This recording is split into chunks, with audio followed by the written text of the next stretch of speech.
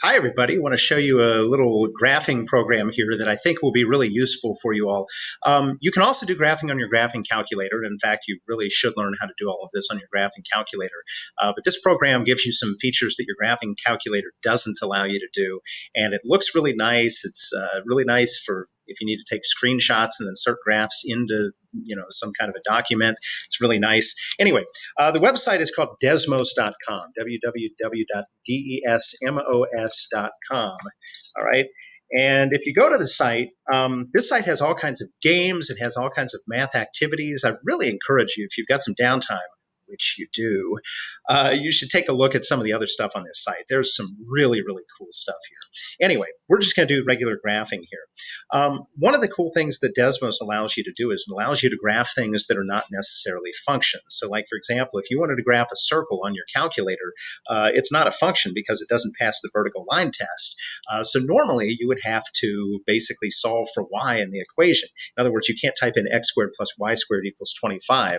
If you do that here, you can type that in. You have to hit Shift and 6, the little caret symbol, the little arrow-shaped thing.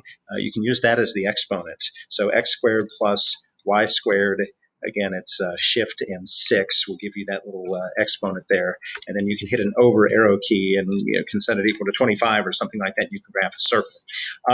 You can click and you can drag on your graph, which is kind of nice. If you have a touch screen, you can actually blow it up and shrink it using the touch screen. Although if you're using your school computer, you probably can't do that. Just a couple of other things here. You can go to the settings over here. There's a little toolbar, little wrench-looking thing here, and you can change your axis settings. So if you want the x-axis to go from -6 to +6, something like that, if you can do that. If you want the y-axis to go from -6 to +6, you can do that as well.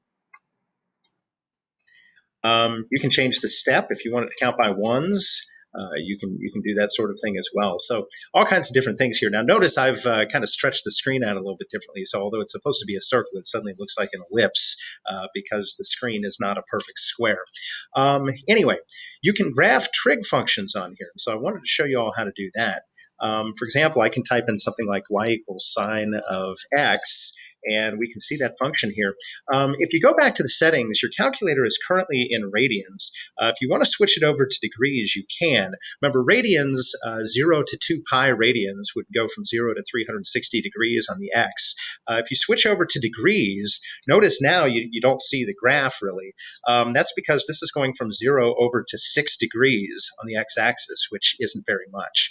So if you go back into the toolbar, you can change your x. You might want it to go back to maybe like -180 degrees. You want it to go to at least 360, maybe something more like 720.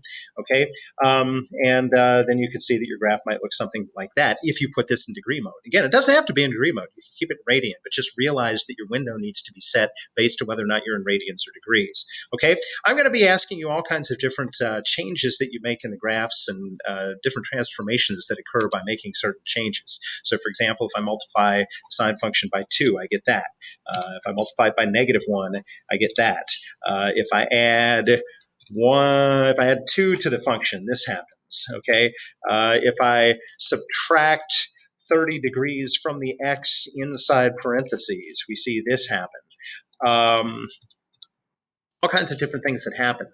One of the neat things that Desmos allows you to do is it's also going to allow you to use little they're called little sliders. And so, for example, you can type something that's not a variable, like an A, out in front. We'll say add slider A. Okay. Right now, sine's being multiplied by 1, but you can see I can drag this slider to 2, and we can see how the graph would change. Or I can drag it to 1/2, and I can see how the graph would change.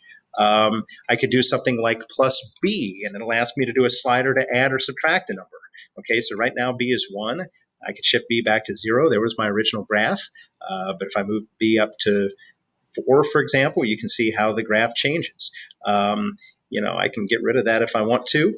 I could also multiply x by a value here. I could call that C, and I could put in a C slider.